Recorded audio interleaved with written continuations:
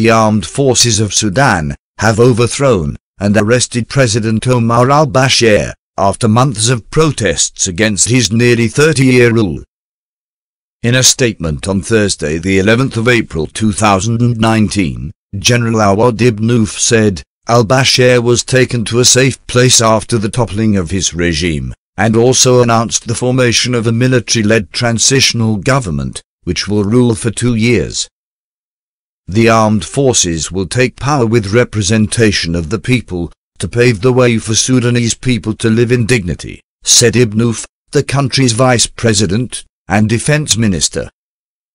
He also declared a 3-month state of emergency and the suspension of the 2005 constitution, as well as the closure of Sudan's airspace for 24 hours, and of border crossings until further notice.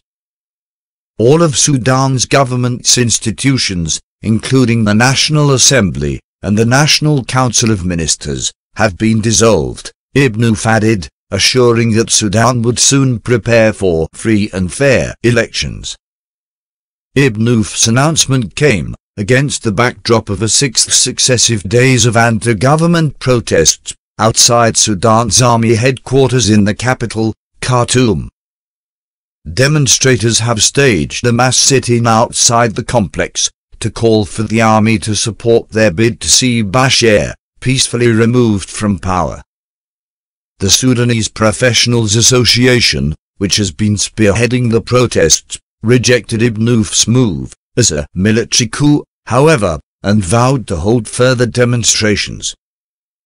Protests against al-Bashir, who took power in 1989 and is wanted by the International Criminal Court, started in December 2018 over rising bread prices, but quickly morphed into broader calls for him to step down.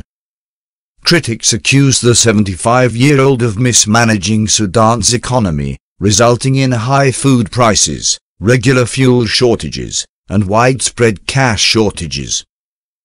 Representatives of the Girifna resistance movement, which has helped organize the anti-government protests, said it would continue to demonstrate against the government until its demands were met. "We want a 4-year transition period, where technocrats take over the country, to ready it for democracy. We want an army that will protect us, rather than rule over us," Hadria Kouke, a member of Girifna, indicated. "We, the demonstrators, are very specific and united about this demand." The downfall of Bashir follows the toppling, this month, of Algerian President Abdelaziz Bouteflika, also following mass protests after 3 decades in power. Please check in the description box below for the links to the sources of this report. Thanks for watching. Please comment, like, share and subscribe.